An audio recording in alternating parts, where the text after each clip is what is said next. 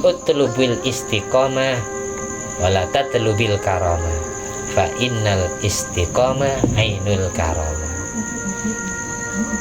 Mintalah kepada Allah agar kamu menjadi manusia yang istiqomah, menjalankan perintah Allah dan menjauhi larangannya. Istiqomah dalam melakukan ibadah. Tapi jangan kau cari karomah.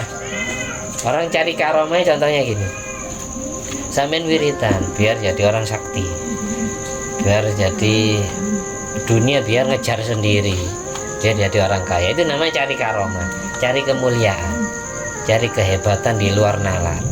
Nggak kelihatan kerjanya tapi sugih, itu karomah. Biar bisa jalan di atas air, biar bisa terbang di angkasa, ini namanya karomah. Ketika kamu wiritan, ketika kamu ibadah, mintalah agar kamu istiqomah mengamalkan ibadah itu seumur hidup. Jangan kau bayangkan khasiat daripada ibadah itu, karena khasiat itu namanya karomah. Fa innal istiqomah ainul karomah. Karena orang jadi orang yang istiqomah itu bagian dari orang yang mempunyai karomah. Karena jarang-jarang orang bisa istiqomah. Istiqomah ngaji aja bisa. Adanya diuji istri, diuji anak, diuji orang tua, akhirnya tidak berangkat.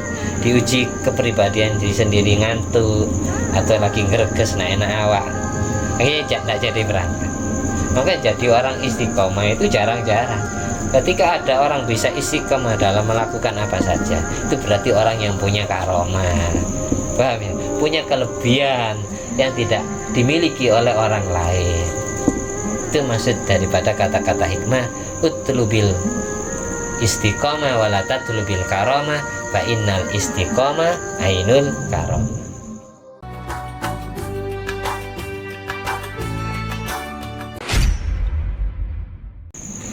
Assalamualaikum warahmatullahi wabarakatuh. Waalaikumsalam.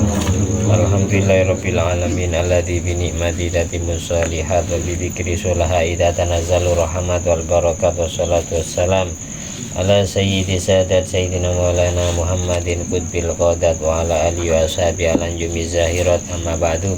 Rabbi shrah li sadri wa yassir li amri wahlul 'uqdatam min lisani yafqahu qawli. Rabbi zidni ilma warzuqni fahma. Allahumma ftah alaina futuhal arifin waj'alhu khalisatan liwajhikal karim.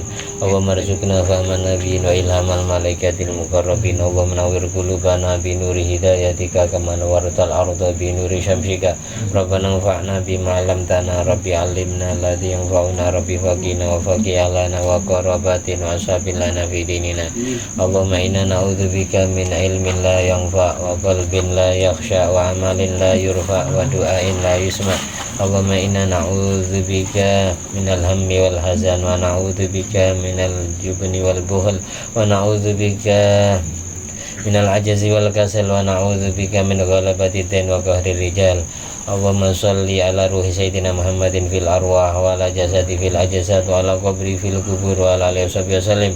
Allahumma sholli ala sayyidina Muhammadin wa ala ali sayyidina Muhammad madanil judi wal karma bil ilmi wal hilmi wal hikami wa barik wa sallim alhamdulillahirabbil alamin. Bismillahirrahmanirrahim. Halaman 63 masih membahas beberapa karya.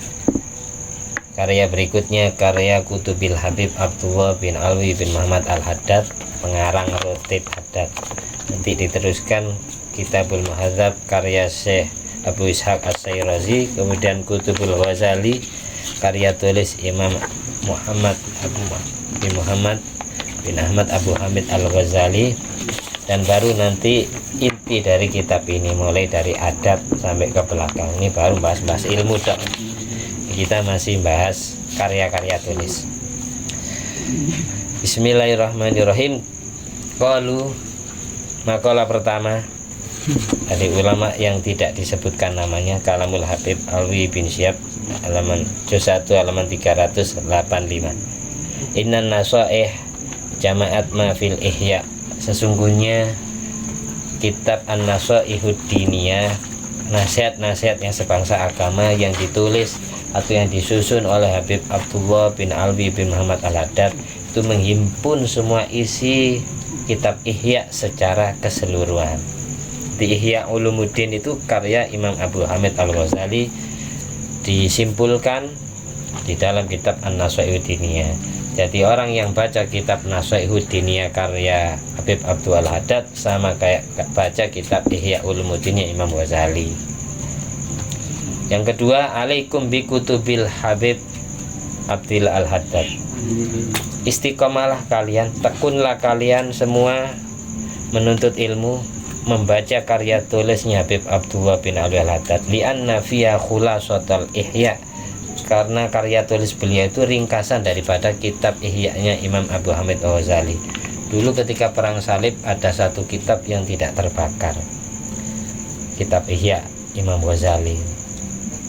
Yang ketiga, Syekh Ahmad bin Muhammad Al-Habsyi Sahibus Sa'ib radhiyallahu anhu yaqul berkata, salatsu ni'amin, ada 3 kenikmatan ikhtassa bihal mutaakhirun, yang dikhususkan untuk orang-orang masa kini, orang-orang kontemporer, orang-orang yang hidup di akhir zaman. Ada 3 kenikmatan sebuah karya tulis yang sangat istimewa, yang diperuntukkan untuk orang-orang yang hidup di akhir zaman. Wahya, yang pertama Syarhul Hikam, kitab Syarhul Hikam karya Syekh Ibnu Abbad An-Nafazi. Syarhul Hikam, kita Syarhul Hikam itu banyak, ada karyanya Syekh Abdullah bin Hijaz Asy-Syarqawi yang dipelajari di setiap pesantren itu, pinggiran yang tengahnya itu Ibnu Abbad An-Nafazi. Ada karya banyak, termasuk Senawi Banten. Senawi Banten itu mensarai kitab An-Nahjul, Nadhaman kitab Ihya, dibikin bab itu karya orang Indonesia. Ada Iqadul Himam, banyak Syarhul Hikam. Saya punya Syarah Hikam ada 10 kitab, beda-beda musannaf, tapi yang dipelajari di termasuk ada yang 5 juz ya. Ada Syekh Muhammad Rondon Al-Budi, orang Syria, 5 juz gini, mensarai hikam. Dan karya tulis beliau itu bagus-bagus ya. Termasuk ada karya beliau yang terkenal itu yang berjudul Aisyah Ummul Mukminin, Siti Aisyah Ummul Mukminin, nyeritakan Siti Aisyah satu kitab itu karangan Syekh Muhammad Rondon Al-Budi, banyak. Yang pertama Syarhul Hikam. Saya memang rencana mau baca kitab Hikam ini. Tapi kalau orang ngaji Hikam itu harus istiqomah. Karena kalau tidak ikut malam ini, besok ngaji atau minggu ketiganya ngaji bingung. Ihya itu harus istiqomah, ngikuti dari awal. Karena orang kalau sampai belajar kitab Hikam gitu, sampai Ihya keliru saya. Kitab Hikam potong-potong, kadang ngaji, kadang enggak, kadang itu bisa jadi enggak sholat nanti, bisa jadi enggak sholat fardu. Akhirnya ajarannya manunggaling kalau Gusti, hanya hakikat tok, membuang syariat. Menurut saya masih istikharah apakah baik apa enggak Syarhul Hikam. Nanti saya padukan beberapa syarah karya tulis. Setiap syarah itu punya keterangan beda-beda, tapi saya masih belum berani karena yang ngaji kadang ini, besoknya lagi ganti orang lagi. Saya tidak berani. Kalau seandainya istiqomah setiap malam Ahad itu orangnya tetap, meskipun hanya 3 orang atau 5 orang, saya nyambung. Karena orang istilah di Hikam itu banyak, ada arifun, ada muqarrabun, ada muradun, ada salikun, ada majdzubun. Ini kalau orang tidak paham ya. Umumnya kita tahu wali itu ada yang jadab, ada yang enggak ya. Kalau yang jadab majdzubun, kalau yang enggak jadab namanya salikun. Tapi salikun sama majdzubun ini adalah arifun, muqarrabun, muradun. Kalau enggak paham istilah ini sudah bingung. Orang yang wali yang jadab itu namanya punya makom fana. Wali yang salikun punya makom bako. Wali itu ada yang seringan bako, ada yang seringan fana. kadang 50% 50%, kadang 10% bako, 90% fana. Fana itu artinya sirna dari segala-galanya, tidak merasa wujud hatta dirinya sendiri, yang wujud hanyalah Allah. Jadi tidak merasa punya diri sendiri. Itu kalau yang orang-orang yang jadab, makomnya makom fana, sirna dari segala-galanya, tidak merasa kumpul dengan manusia. Nah, makanya ajarannya tinggi tauhidnya. Tapi kalau ngajinya tidak istiqomah, bingung nanti. Bisa jadi tidak sholat sampai ngajinya 1 bulan 2 kali, kadang ya 3 bulan sekali baru. Pas ikut bab berikutnya, waduh tidak nyambung. Ada sebagian yang ikut ngaji sini nyarankan itu, ingin ngaji ihya, tapi ya kadang ngaji kadang enggak orangnya, saya tidak berani. Hikam itu bahaya. Nanti kalau salah paham, nanti ada ajaran sesi jenar kedua nanti. Itu daunnya Yena Abdul Jalil. Kalau saya ini sama Yena Nawawi, akan kitab Al-Ma'man Minadzalam suruh baca, suruh ajarkan di kampung ya, di ini saya dapat. Tidak semua santri di ini sama Yena. Di ini suruh bacakan kitab tauhid kepada. Tapi memang orang belajar tauhid itu harus istiqomah. Beda dengan fikih. Beda dengan fikih. Itu kayak makom bako. Bako itu apa artinya? Langgeng abadi. Maksudnya hati tetap makrifat billah, tapi mata kelihatan makhluk ciptaan Allah. Itu bako.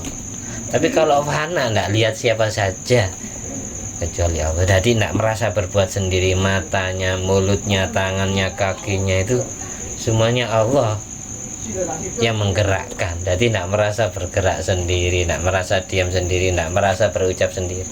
Makanya rata-rata orang yang sembuh dari jadab, dari makom fana, pindah ke bako, biasanya nangis karena berpisah dengan kekasih sejati, yaitu Allah Subhanahu wa Ta'ala. Makanya kalau ngaji hikam tapi sampai tidak bisa istiqomah, ya amburadul. Harus rutin dan tercatat. Kalau bisa semuanya pegang, meskipun hanya kalam-kalam hikmahnya. Itu karya tulis Ibnu Athaillah Sakandari, orang Alexandria, orang Mesir. Wakoso idul fakih Umar Bamahroma yang kedua.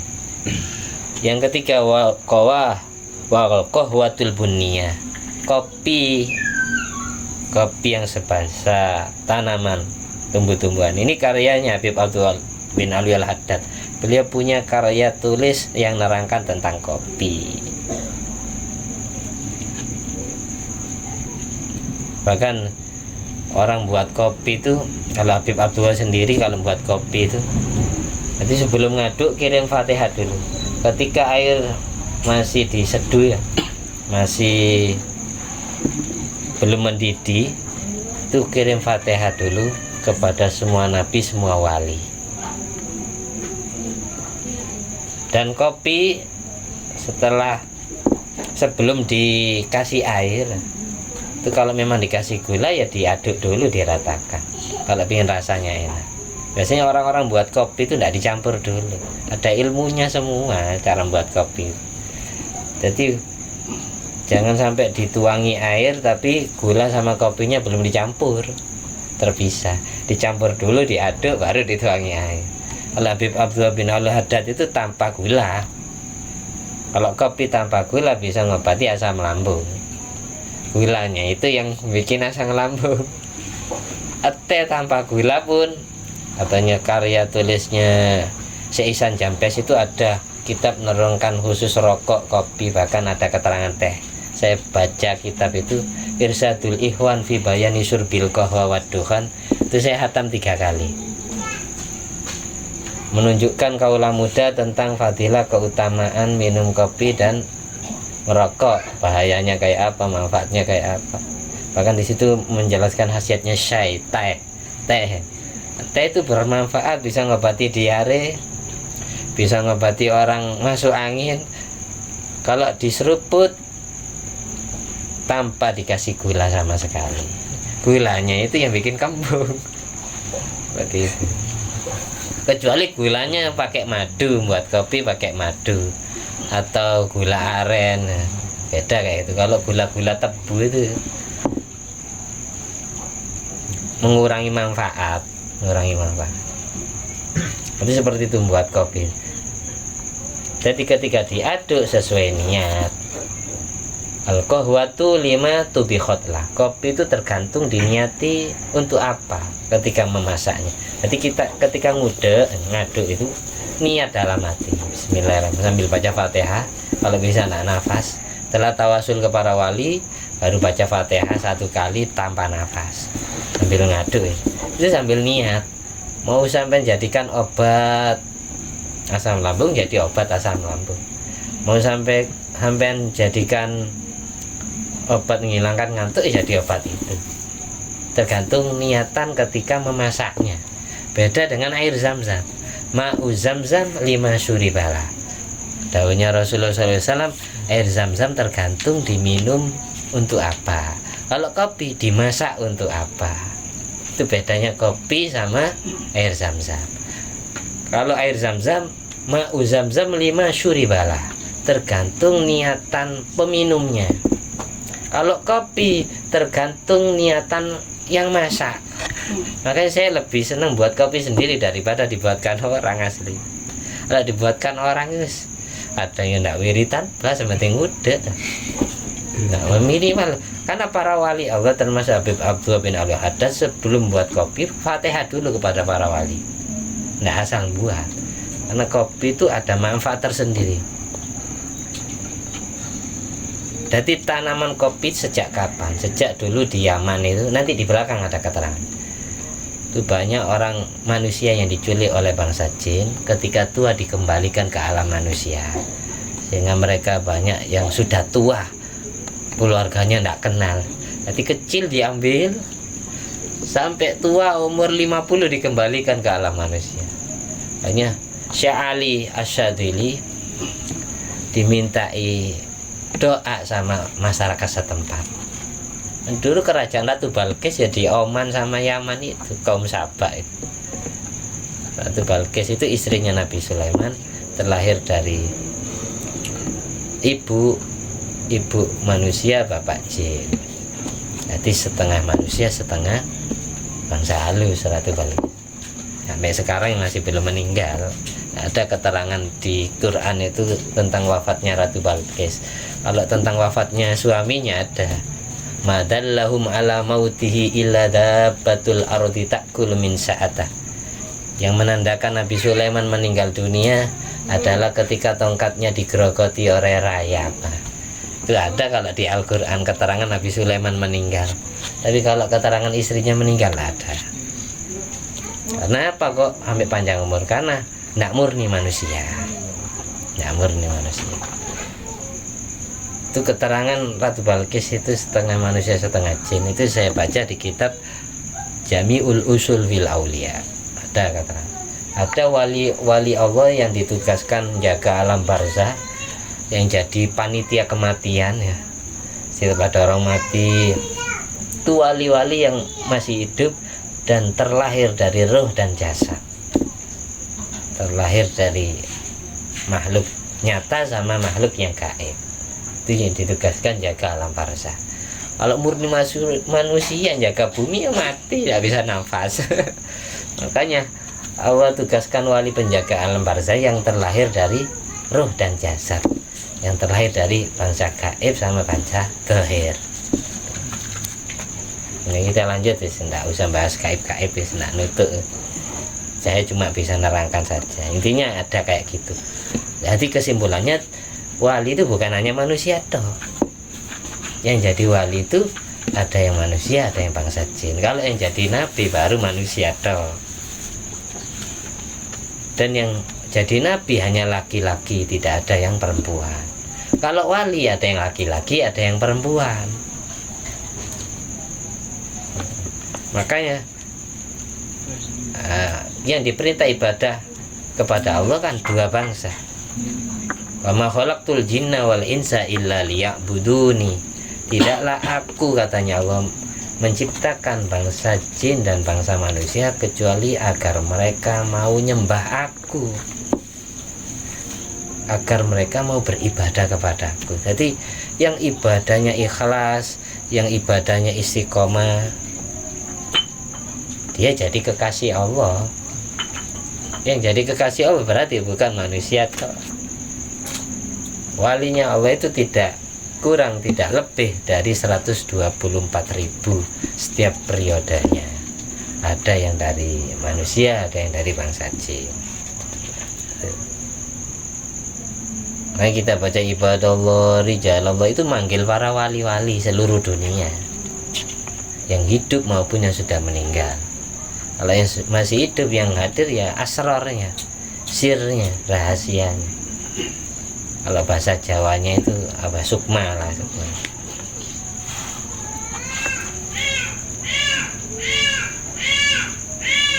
Intah, selesai. Wa yudkaru an ba'dil mutaakhirin anauzata al hadis salasa. Oh, berarti yang Qahwatul Buni bukan karya Habib Abdullah. Ada sebagian ulama mutakhir menyebutkan yang keempat, yaitu Kutubil Habib Abdullah bin Alwi al-Haddad. Kalau bisa baca kitabnya Habib Abdullah bin Alwi al-Haddad. Setiap musola, setiap masjid, setiap pondok pesantren, setiap madrasah itu tidak lepas, setiap kampung-kampung di musola-musola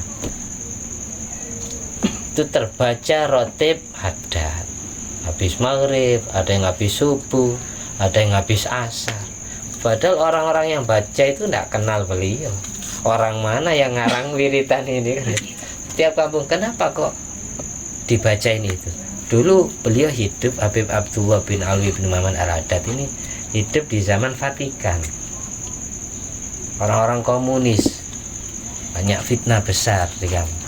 Jadi sejak beliau nyusun, karena beliau diminta oleh para santrinya agar nyusun sebuah zikiran yang rentetan sanatnya nyambung ke Rasulullah sesuai hadis Nabi, hanya beliau menyusun rotib haddad itu. Semuanya itu adalah doanya Rasulullah, zikiran Rasulullah, karena diambilkan dari hadis semua. Jadi rotib haddad. Beliau ini murid daripada pengarang rotib Atos, yaitu Habib Umar bin Abdurrahman al-Atos, Habib Abdullah bin Alwi bin Muhammad al-Haddad. Beliau ini umur 4 tahun sudah buta matanya. Jadi beliau kelahiran Subair, terus wafat dimakamkan di Zambang.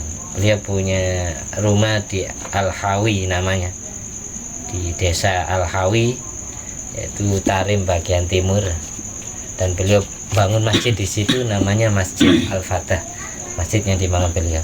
Beliau umur 4 tahun sudah buta matanya, karena beliau diuji oleh Allah, tertimpa musibah penyakit judari. Judari itu cacar, jadi cacarnya netes ke matanya, akhirnya buta sampai beliau dewasa. Jadi mulai kecil umur 4 tahun, tapi luar biasanya anehnya bisa menghafalkan Quran hanya melalui ilmu yang masuk ke telinga tanpa bantuan mata. Hafal Quran, bisa hafal hadis. Mestinya buktinya karya tulisnya beliau ini banyak. Yang nuliskan siapa? Ya muridnya, putranya beliau itu ada 6, laki-laki semua. Yang 2 yang mewarisi ilmu beliau, yang bagian nyatet, beliau setiap ngomong ditulis. Akhirnya jadi karya tulis ilmiah. Itu luar biasanya. Orang buta, tapi umurnya beliau ini hampir 90 tahun. Jadi buta mulai umur 4 tahun. Ketika umurnya beliau 30, gurunya wafat, ayahandanya wafat, abahnya wafat, Habib Alwi. Terus 5 hari berikutnya setelah ayahnya meninggal, ibunya yang bernama Salma, Siti Salma ini sakit sampai 20 hari, dan 25 hari totalnya meninggal dunia. Jadi 25 hari sesudah ayahnya meninggal, ibunya meninggal. Ujian beliau berat. Masih usia remaja sudah ditinggal wafat kedua orang tuanya. Masih bisa mondok nuntut ilmu, masih bisa menghafalkan Quran, masih bisa menghafalkan kitab Ihya, dan ngarang karya tulis sendiri. Kita tidak pernah tahu wajah beliau kayak apa, ketemu wajah tidak pernah. Tapi siapa tidak kenal Ratib Al-Haddad yang dibaca di seluruh Pulau Jawa di Indonesia ini umumnya.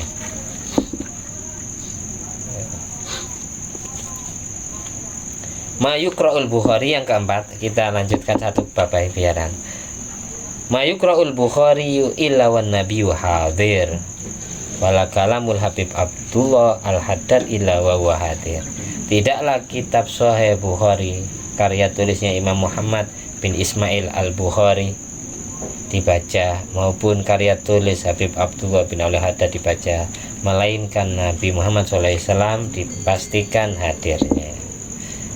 Yang kelima, qala ba'dul akabir, sebagian pembesar, laukan al-Ghazali fi qaidil hayat, kok seandainya Imam Ghazali di dalam ikatan tali kehidupan, wasannafa kutubahu, dan beliau mengarang semua kitabnya, lana qala fi kutubihi min kutubil Habib Abdullah Al-Haddad, niscaya beliau akan mengutip karya tulis Habib Abdullah Al-Haddad. Berhubung masanya lebih dahulu Imam Ghazali, jadi Habib Abdullah yang ngutip dari Imam Ghazali, seperti itu. Ini termasuk ahli kutub Habib Abdullah bin Al-Haddad. Makamnya ada di Zambal. Zambal itu banyak para wali Allah, termasuk leluhurnya Wali Songo. Al-Haddad ini orang yang bernama Al-Haddad pertama namanya Habib Ahmad Al-Haddad, karena nyamar jadi tukang pandai besi ya, sehingga dijuluki Al-Haddad, tukang besi. Ini sanadnya nyambung ke Abdurrahman, sama kayak para wali songo, ke Abdurrahman bin Alwi Amul Baqi. Makamnya juga di Zambal Larik. Ada satu makalah beliau, katanya beliau ini, al-aurat la tanfa'u illa ma'ad dawa. Semua wiritan itu tidak akan ada manfaatnya kecuali jika diamalkan secara istiqomah. Al-aurat la tanfa'u illa ma'ad dawam. Semua wiritan tidak akan ada manfaatnya kecuali jika diamalkan dengan istiqomah. Wala tu'assiru illa ma'al hudzur. Semua wiritan tidak akan ada pengaruhnya ke hati kecuali ketika membacanya dalam keadaan hati hadir, hati khusyuk. Meskipun kita tidak tahu maknanya wiritan yang kita baca, zikir yang kita baca, setidaknya kita merasa dilihat Allah. Kalau baca sholawat kita merasa dilihat Nabi Muhammad SAW, itu paling dah. Sholat saja diajari ingat Allah, ingat Rasulullah. Buktinya kita sholat nyembah Allah, tapi ketika tahiyat awal, tahiyat akhir, kita diwajibkan salam ke Rasulullah. Assalamu alaika ayyuhan nabiyyu wa rahmatullahi wa barakatuh.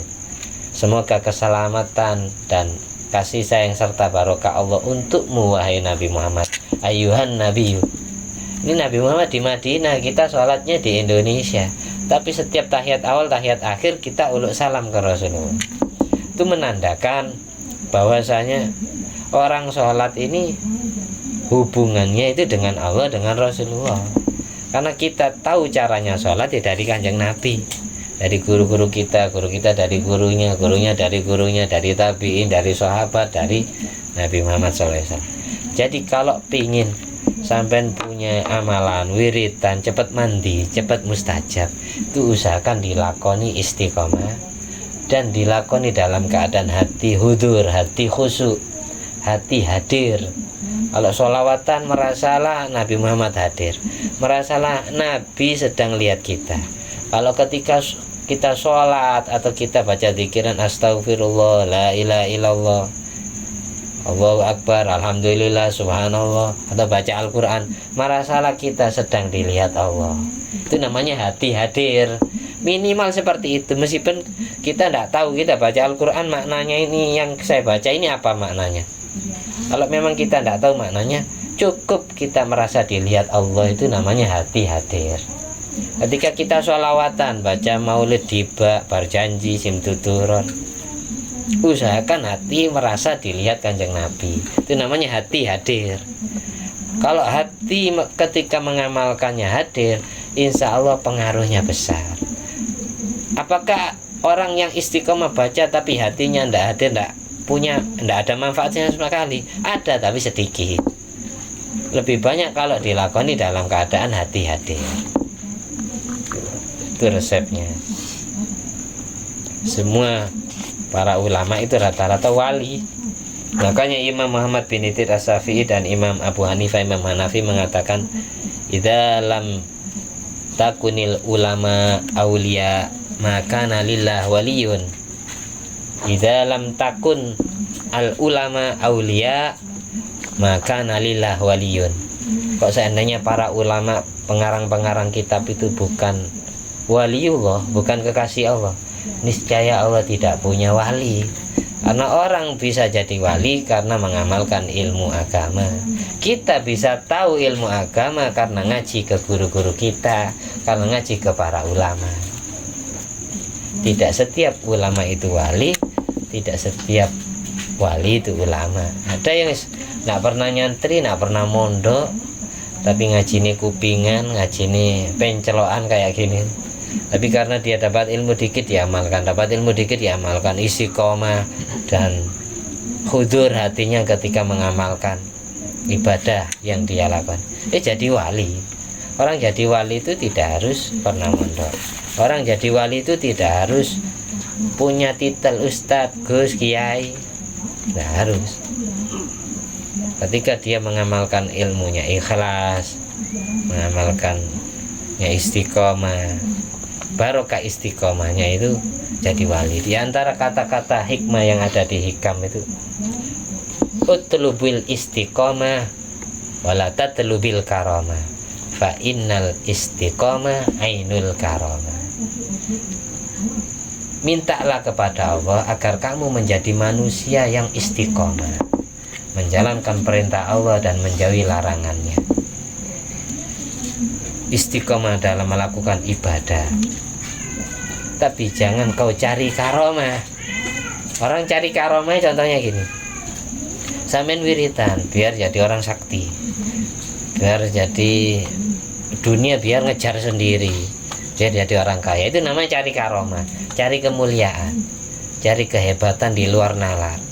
Nggak kelihatan kerjanya tapi sugih, itu karomah. Biar bisa jalan di atas air, biar bisa terbang di angkasa, ini namanya karomah. Ketika kamu wiridan, ketika kamu ibadah, mintalah agar kamu istiqomah mengamalkan ibadah itu seumur hidup. Jangan kau bayangkan khasiat daripada ibadah itu, karena khasiat itu namanya karomah. Fa innal istiqomah ainul karomah. Karena orang jadi orang yang istiqomah itu bagian dari orang yang mempunyai karomah. Karena jarang-jarang orang bisa istiqomah. Istiqomah ngaji aja bisa. Adanya diuji istri, diuji anak, diuji orang tua, akhirnya tidak berangkat. Diuji kepribadian diri sendiri, ngantuk atau lagi ngereges enak awak, akhirnya tidak jadi berangkat. Maka jadi orang istiqomah itu jarang-jarang. Ketika ada orang bisa istiqomah dalam melakukan apa saja, itu berarti orang yang punya karomah. Paham ya? Punya kelebihan yang tidak dimiliki oleh orang lain. Itu maksud daripada kata-kata hikmah, utlubil istiqomah wala tatlubil karomah fa innal istiqomah ainul karomah. Repot jadi orang itu. Makanya ada doa diajari oleh Kanjeng Nabi setiap sholat sunat dibaca, Allahumma a'inni ala dzikrika wa syukrika wa husni ibadatik. Ya Allah, tolonglah aku agar aku bisa sering menyebut namamu dan ingat namamu, agar aku selalu berterima kasih, bersyukur kepadamu, agar aku bisa menjalankan ibadah yang terbaik menurutmu, bukan terbaik menurut diriku sendiri. Ini berarti minta tolong agar disempatkan ibadah, agar sempat zikir, sempat syukur. Tanpa dibantu oleh Allah kita tidak bisa. Makanya ada kata-kata la haula wala quwata illa billah. La haula, tidak ada daya yang dapat membantu kita bisa menghindar dari maksiat, bisa selamat dari musibah, bisa selamat dari kesedihan. wala quwata, dan tidak ada kekuatan yang dapat membantu kita bisa sempat taat, bisa sempat ibadah, bisa sempat ngaji, bisa sempat zikiran, bisa sempat menikmati rizki, harta benda, bisa mendapatkan ilmu manfaat, illa bila, kecuali sebab ditolong oleh Allah. Itu maknanya la haula wala quwata illa billah. Jadi haula itu daya yang dapat membantu kita menghindar dari maksiat, menghindar dari musibah. Kita bisa ditakdir selamat itu karena ditolong Allah.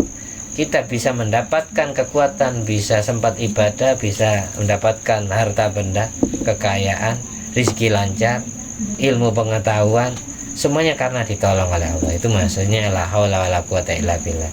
Tapi kebanyakan orang wiridan la haula wala quwata illa billah itu hanya sebatas tekstualnya saja. Dikira kekuatan kekebalan apa itu kekuatan dinual nalar, bisa kedot misal, bisa kalau pancu menangan terus kan. Umumnya orang baca la haula wala quwata illa billah kan untuk itu, kekuatan untuk itu. Hanya sebatas dapat itu. Kalau kita memahami makna aslinya, itu sangat umum, apa saja, bukan hanya untuk kekebalan. Paham ya? Orang yang baca la haula wala quwata illa billah il alil azim, kalau di Riyadhus Shalihin berarti nandur tanaman surga. Satu kali baca nandur tanaman surga.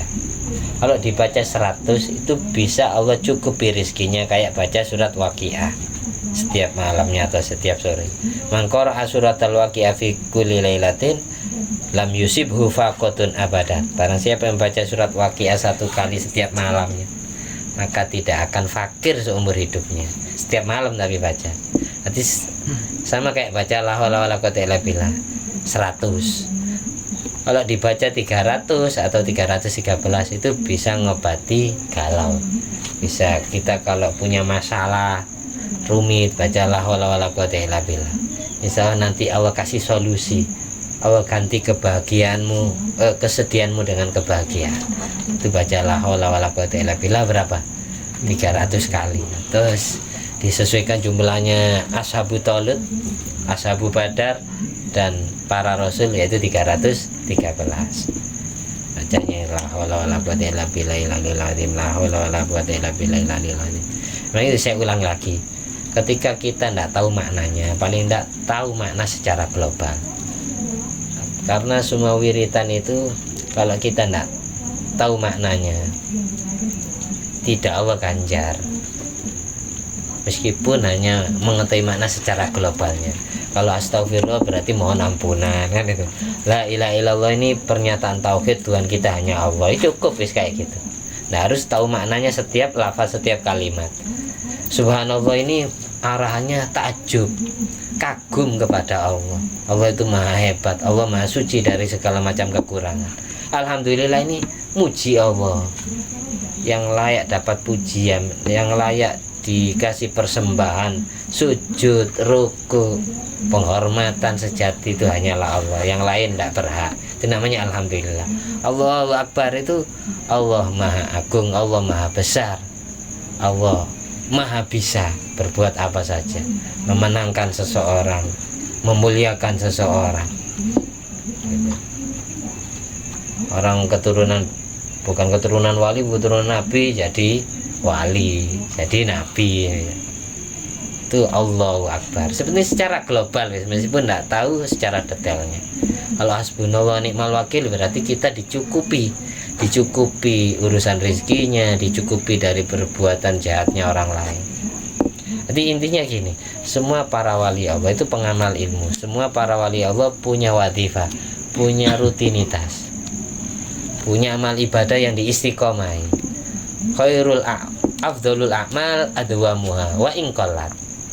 Paling utamanya amal ibadah, amal perbuatan itu yang istiqomah, yang rutin dikerjakan setiap hari seumur hidup, meskipun cuma sedikit. Dawuhnya Rasulullah, meskipun cuma sedikit, tapi kita ngamalkannya seumur hidup. Jadi kalau punya amalan, entah itu wiritan, entah itu sholat, baik wiritannya berupa sholat maupun wiritannya berupa bacaan, Al-Quran, sholawat. Kalau bisa cita-cita kita diamalkan seumur hidup.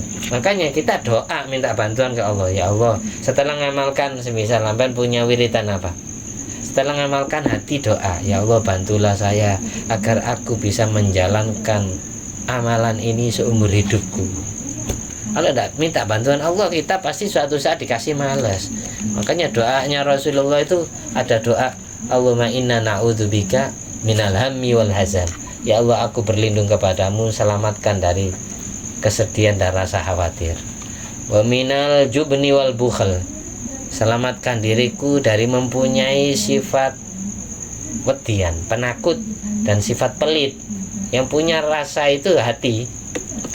Wa minal ajzi wal kasal, selamatkan aku dari punyai sifat malas, sifat lemah. Biasanya orang kalau sudah capek semua, malas, bisa akhirnya tidak jadi ibadah, tidak jadi ngaji. Selamatkan aku dari mempunyai sifat itu, sifat lemah dan sifat malesan. Wa min ghalabati dain wa qahrir rijal, selamatkan aku dari dipailit hutang dan dikuasai oleh orang-orang yang menagihnya. Udah kayak leptar ya, kayak gitu. Ini doanya Kanjeng Nabi ghalabati dain, bukan minat dain. Kenapa? Nabi juga pernah hutang. Kita berlindung dari dain yang ghalabah, dari hutang yang melebihi kemampuan kita, melebihi porsi kita. Kita penghasilannya 1 bulan 3 juta, tapi hutangnya 30 juta, kan melebihi kapasitas kita. Kalau kita penghasilannya 3 juta, hutangnya 1 juta, masih dain yang tidak ghalabah, dain yang tidak terlalu, tidak apa-apa kan? Makanya kita doa setiap hari itu. Dulu ceritanya doa ini diajarkan gara-gara ada sahabat Nabi Abu Musa al-Asy'ari merenung di masjid. Bukan waktunya sholat tapi merenung di masjid. Akhirnya takoni ya Kanjeng Nabi, kenapa kamu kok ngelamun? Bukan waktunya sholat kok iktikaf di masjid. Akhirnya cerita, Kanjeng Nabi, kula nggak ada utang kathah, utang saya banyak, saya kepikiran takut tidak bisa melunasinya. Akhirnya diajari doa ini, baca setiap pagi dan sore, insya Allah hutang kamu cepat lunas, dan ketika sudah lunas kamu tidak akan punya utang lagi. Kalau memang takdir punya hutang, hutangnya tidak ghalabah, tidak terlalu berlebih-lebihan. Makanya kita minta jauhkan. Nanti jangan sampai mau diajari punya mental hutang. Nah, memang ada orang mau membelikan mobil, diambilkan saja. Kalau bisa kita tanya, jangan bisnis apa, ajari saya ilmu bisnisnya, biar sama bisa beli mobil tanpa hutang ke bank. Kayak gitu, jangan mau diajari. Kanjeng Nabi doanya berlindung dari ghalabati dain kok. Kalau kita mau punya dain yang ghalabah, ingin punya rumah, hutang ke bank akhirnya 150 juta. Setelah rumah jadi, kita susah mikiri pelunasan. Mati kita, umur kita tidak ketahuan berapa tahun, dan berapa tahun pula kita bisa melunasinya. Nabi saja berlindung dari ghalabati dain, kok umatnya pingin ghalabati dain. Allahumma inni a'udzubika. Baca bareng-bareng. Bismillahirrahmanirrahim. Allahumma inni a'udzubika minal hammi wal hazan wa minal jubni wal bukhl wa minal ajzi wal kasal wa min ghalabati dain wa qahrir rijal. Ajzi wal kasal, kasal itu ya bahasa Arab, kaslun itu malas, bahasa Jawa kesel. Enak mari Jawa itu asing diambil dari Arab, kesel, capek, malas akhirnya capek kan ya. Kasal, minal ajzi wal kasal. Ajzi itu ajzun, napas. Jadi ini nanti saya tulis di grup. Kemudian apa yang kita bahas dan kita dengarkan bersama bisa bermanfaat untuk kita bersama dan semua orang yang menyaksikan pengajian ini. Amin amin ya rabbal alamin. Al-Fatihah. Ya kan.